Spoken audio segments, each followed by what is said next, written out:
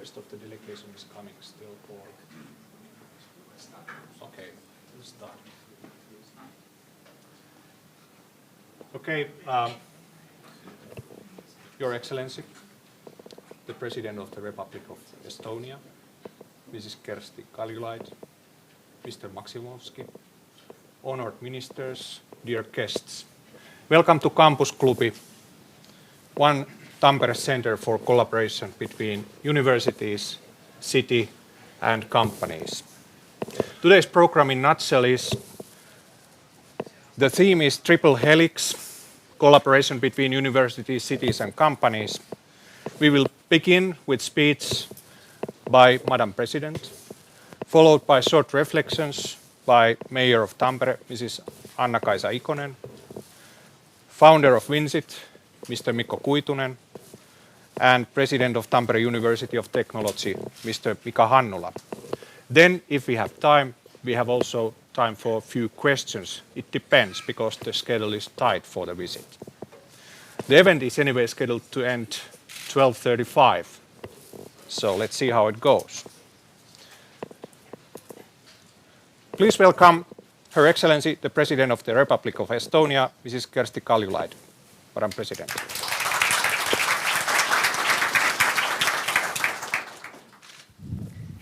Thank you. I have indeed been asked to talk about the Triple Helix, and while doing it, I think it's better if I start with the disclosure that I am a former chairman of the board of Tartu University, and I did this work for 5 years before I became President of Estonia. So my examples are derived from Tartu, obviously. I would really start from old times. Tartu University is established in 1632, and if you think of Estonia, and I hope some of you know of Estonian geography, it's a southern Estonian town which doesn't have many competitive advantages. It only had the advantage of being on some trade routes from east to west.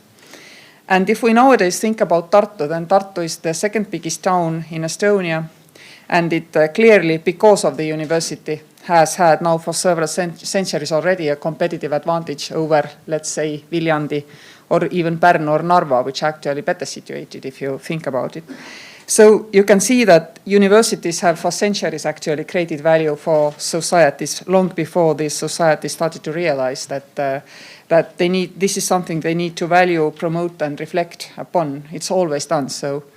It keeps quietly doing so, of course, also by the way that town of Tartu has far higher average salaries if you compare to the nearby counties.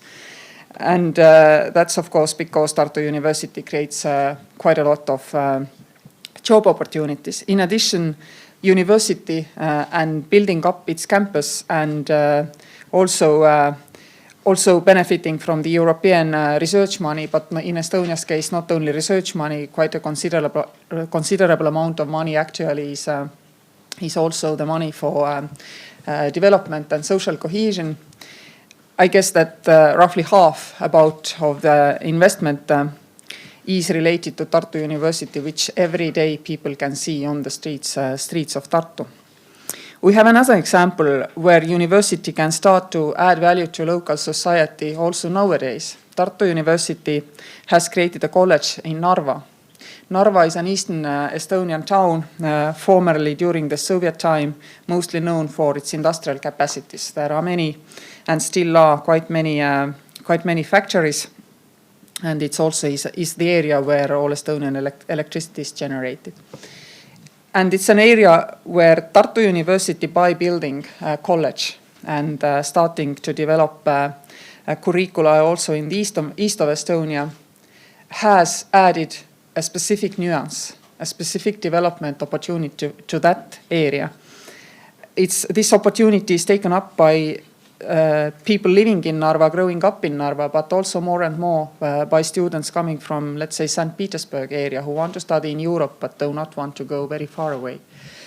Also, since Narva has been a little bit of a puzzle for all Estonia about how to go about developing it, then during the last 10 years we have clearly seen that the Narva College of Tartu University in Narva has become the center of knowledge, the center of excellence in understanding Eastern Estonia, in understanding how to develop the rest of the Narva. So every time Estonian politicians feel that they need some additional knowledge because they want to dedicate some of their time and resources to develop Eastern Estonia, they turn to the college, Tartu University College of Narva. And this is now an example which is not centuries old, but it is quite recent. There are several examples, of course, how in a concrete ways Tartu University collaborates with Tartu town or Tartu city. The newest is the building of the IT center, which is now about to start, where it's been very clear that already in the planning phase, when university has been thinking about creating such a place, the town has been very much interested in making sure that it will be built in the place where the town can surround it with the center of excellency for all kind of digital development in southern Estonia. Tallinn is, of course, in Estonia, the place where everybody lands to seek the digital. But Tartu has also a very good faculty of IT, and its curricula definitely allows for people to gather there from other places than only Estonia, also to attract international talent, and therefore hopefully also create a vibrant startup scene in the southern Estonia. Tartu already has several developments where people from university can use the facilities, Technopole-like facilities to develop their business ideas. And of course, Tartu University has for a long time had a spin-off programs by which companies have been created and value has been added. But I would now like to turn to a little bit more philosophical aspects of triple helix. And actually, it's a good opportunity for me to say something which I've been thinking since last year's November. I had just become President of Estonia, but I still had to finish a doctorate seminar with my students in Tartu University. And interestingly, this year their subject for their seminar, it was in economic faculty, was the scientific spillover from universities to society, creating different scenarios. And also how we could do this practically better. And it started me thinking that if I looked through the literature people had used to have, like we do in our seminar papers, the theoretical foundation for the work, that there were also sources which were from the change of the century and let's say 10 years old. And just for interest, I dug out some of those and I read them. And it was all very linear 15 years ago. In the university, what we do, we develop some scientific knowledge and value. Some of it might have practical possibilities. Hence, we now try to develop these practical possibilities. And this way, we get to the industry. This way, we'll get to the economic development. And this way, we will create this scientific benefits for the society and for the business. And if I started to think about what nowadays is going on, if we think about triple helix, it's definitely not the same. First of all, if you look at the value of the companies created during last 10 years and which have really gone big and brought in big bucks, they are nowhere near to being scientific developments as we would like to be. They are mostly in a really dumb services sector. Think Facebook. These things go big nowadays, and these things bring in big money. Yes, we know there are interesting and fascinating scientific, technological developments going on, but more and more we see that the society can benefit in a totally different way in the services sector from the knowledge spillover from the universities. How? There is no heavy technology, nothing like that involved. And this made me think that we probably don't know, and we recognize the phenomenon, but we have not yet learned to describe what nowadays universities give to markets and give to societies. We still know how to measure and how to recognize that we have created a biochemical compound which becomes a medicament to somebody. easy to do. But try to measure the effects of the education and the effects of the universities on the services sector, where the big money is made.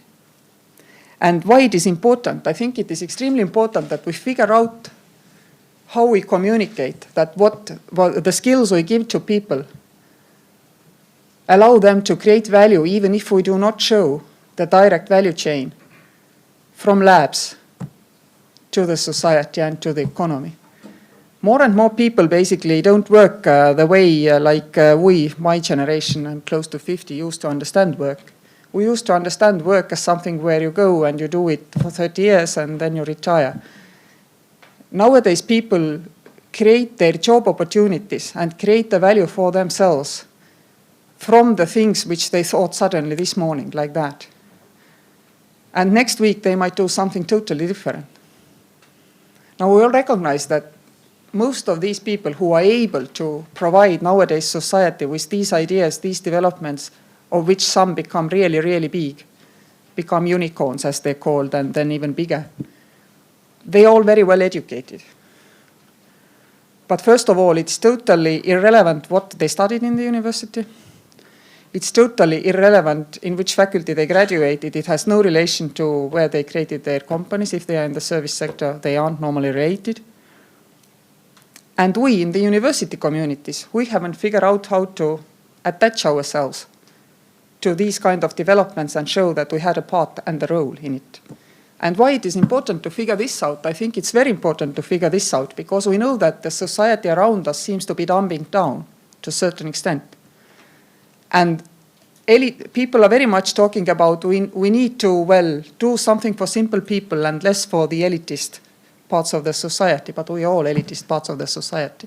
So if we want to prove also about this middle of this century our value, we need to start thinking about how to prove this link as well. Of course, there are more mundane issues which we still need to solve and which I think the universities in Europe do not very good, actually. And this is protecting the intellectual property of the universities. During this doctorate seminar, I got into a heated debate, not with any student, but with a colleague, a professor in Tartu University.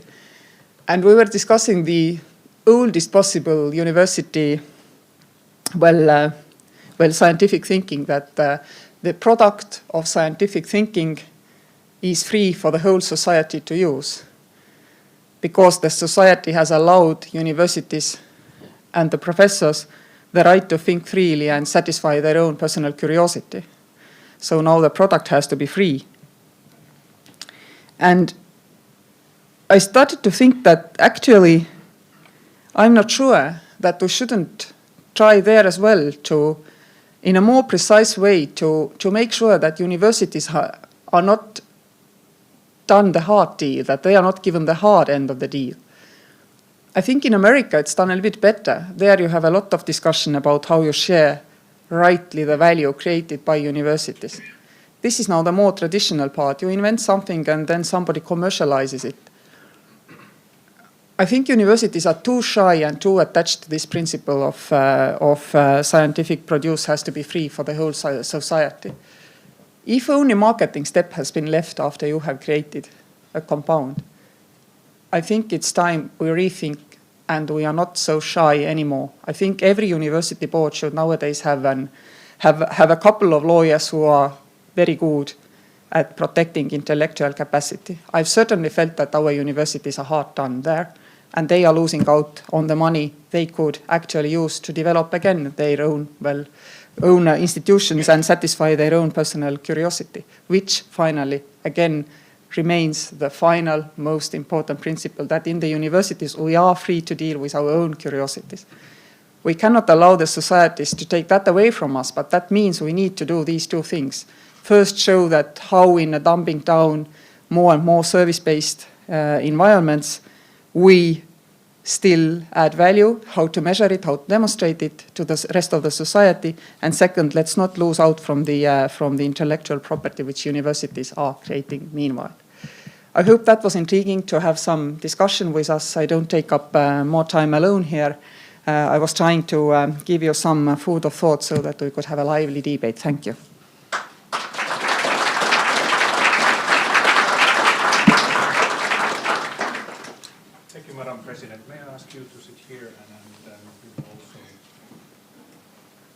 President, Mayor, and Mr. Kuitonen. So now, first we will get some reflections, as I told, and then we will have time for some questions. Tämän pitäisi toimia nyt sitten. Ole hyvä. Your Excellency, the President of the Republic of Estonia, Mrs. Kersti Kaljulaid, and Mr. Maksimovski, honorable ministers, dear guests. The impact of the University of Tampere and the University of Technology for the economic development in Tampere has been significant. If we look at the development of the city, we wouldn't be the same kind of city without these universities. They have a crucial impact on the way how the city has developed.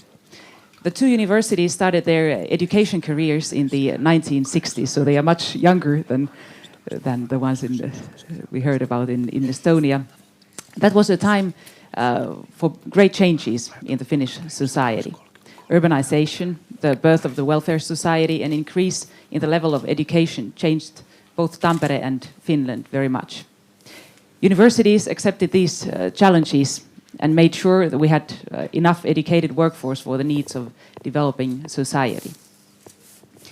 Tampere was hit very hard in the industrial turn of 1970s and 1980s. And without the research and development work of the universities, we wouldn't have made it out as winners as we did, as we look at it nowadays.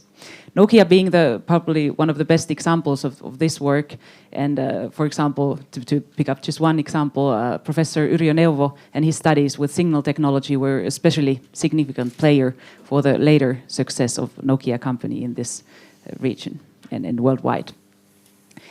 The cooperation between the universities, companies and the city has made Tampere region a leading area of information industry. More and more international businesses set up their research and development departments in Tampere. We have splendid companies here in this sector, and actually we are talking about being kind of a smart valley of Europe nowadays. We are now living on the edge of digitalization era. Industrial internet and the Internet of Things will change the very basics of our society and economic environment. Close and hierarchical systems will fall, while open and network-based ecosystems will thrive. Also, universities, cities and companies have to create new kinds of ways to work together. In Tampere, the Tampere 3, that's how we call it, it's the merging of the universities, creates interdisciplinary education and research teams, and our universities turn their campus areas into open platforms where also companies are warmly welcome. Examples of these are, of course, this very building, Campus Arena, here in TUT. As well, we have Mediapolis for creative industries and Kauppi Campus for health and well-being. So we are creating these kinds of campuses for this kind of meeting and innovating. In this development, the city of Tampere plays the parts of enabler and partner. We are in the process of opening our development projects into innovation platforms. Actually, we see the whole city as an innovation platform and places where solutions are created through vast cooperation. One example of this is the smart mobility system, including the light rail, electric buses and autonomous cars. The city of Tampere has also started the Smart Tampere program, which I'm very eager about and feel that it's one of the prides in the city right now, in order to develop smart city ecosystems in Tampere, especially in the fields of health, education, building, infrastructure, government, and of course industry. Talking about Estonia, this is one of the fields, also this smart city field where we cooperate with our sister city Tartu in finding new ways. The plan is to use also triple helix concept in creating the ecosystems, and that means tight cooperation between the city, companies and the universities. I don't think that any of us can make it alone. Together we can innovate and find something totally new, and that's definitely worth it. Thank you.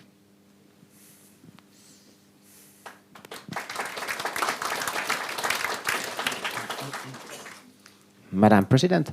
I spent this morning at home. I have a daughter of 3 years old and she has fever and she couldn't go to kindergarten, so she watched cartoons and I googled triple helix because the last time I heard it was when I was studying here at the chemistry class to see how these molecules form, these structures. So this was new for me, but I found it really... sorry.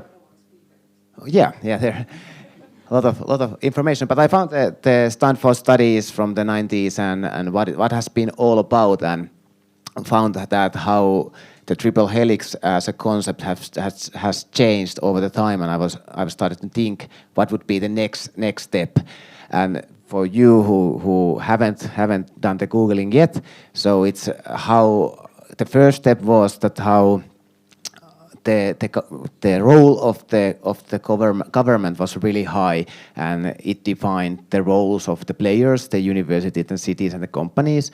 And nowadays we are at the phase 3, they say, where the roles are flexible, they are not fixed anymore, and there is no such a governmental role anymore. The universities become this kind of business universities we heard.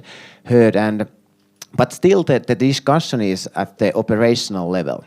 So we do joint research projects. We plan how we can boost the research to the business. We build this kind of a buildings, places that where all of these players can meet each other.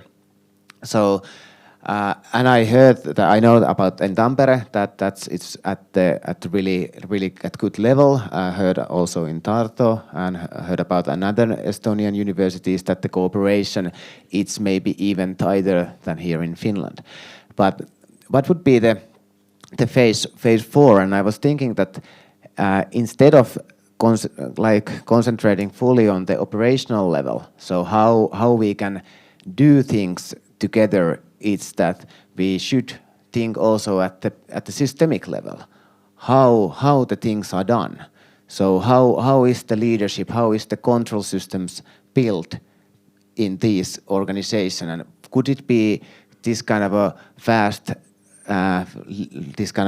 trials between the companies, also in the business system way, as the president was asking, that how universities could build their own businesses. And if you see the structures they are having now, it's impossible. So there's a lot of information, a lot of knowledge they need to have from the startups and the other companies. And I think that the next phase of the triple helix is that how we can find collaboration and fail fast together at the systemic level. That was my 5 cents.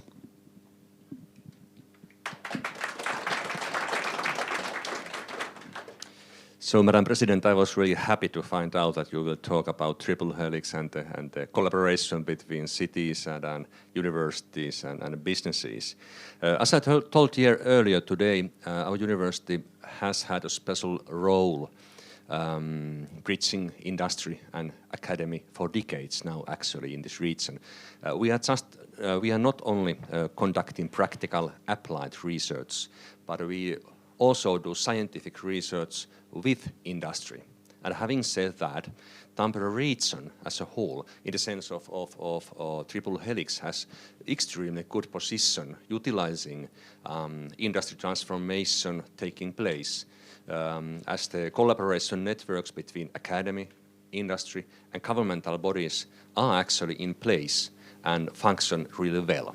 And personally, I think we are now here in this region ready to take this all to the onto the step 2 or the level 2, since as you know, we discussed a little bit earlier, we have so-called Tampere 3 process going on here, and we are merging 3 kind of different higher education institutions: University of Tampere, Tampere University of Technology, and also the Tampere University of Applied Science.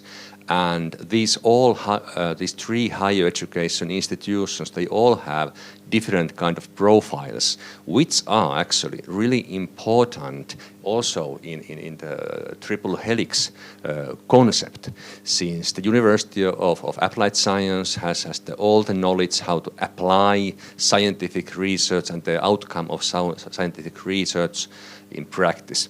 And now, to be frank with you, personally, I think that we need really hardcore scientific research to succeed in this area and succeed as a nation in Finland, and also maybe in Estonia.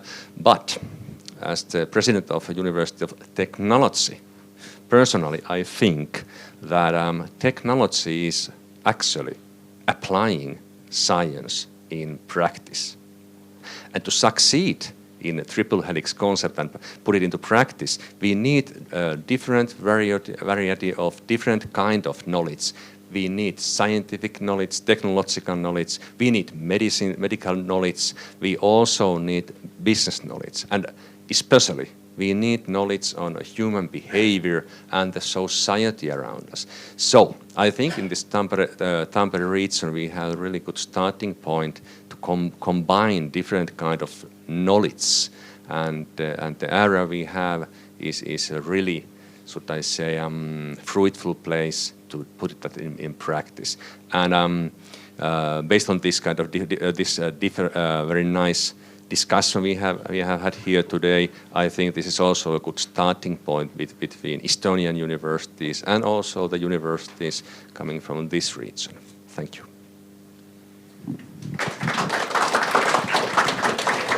Thank you. We have the rector of Tallinn Technical University here. Actually, he was a minister who appointed me to the Tartu University board 5 years ago. Thank you, Jaak, for that. And we had the city mayor of Tartu also in this auditorium. So grab them and talk about Estonian experience more.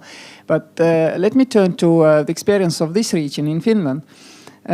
Sometimes I agree that it's very useful and very safe to have structures and develop them gradually and move forward. And it gives you a good base to survive what actually makes you really creative. Because what actually makes you really creative, I take the example of Nokia. It just evaporated.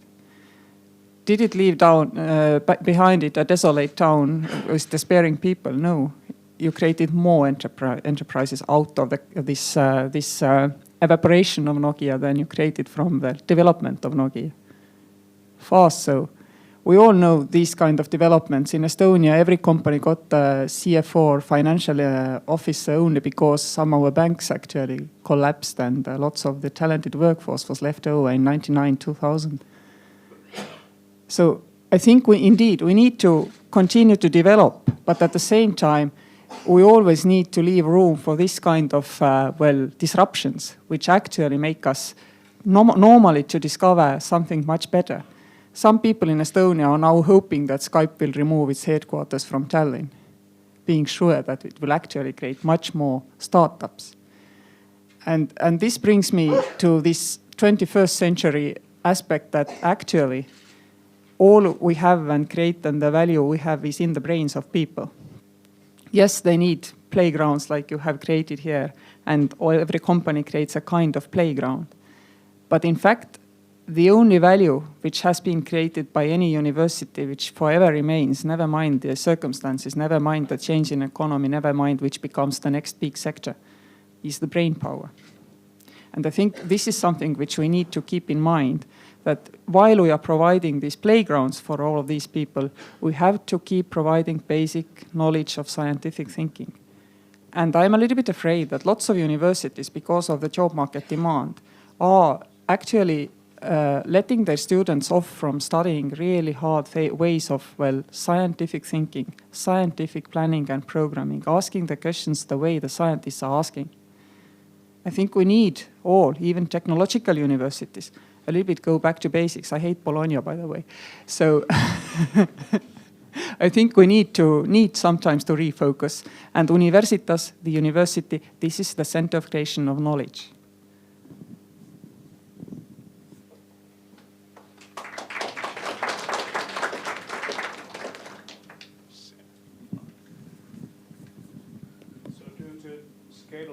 schedule, we don't have time at the moment for questions because you have to be in the next event relatively soon, unfortunately. Anyway, thank you, Madam President, for your insightful speech. Thank you all for great comments. And to conclude this event and to honor International Women's Day, which is today, I cured Mrs. Malala Yousafzai, Pakistani activist for female education and the youngest ever Nobel Prize laureate, 2014. Do not wait for someone else to come and speak for you. It's you who can change the world. So let's go out and do the change. Thank you.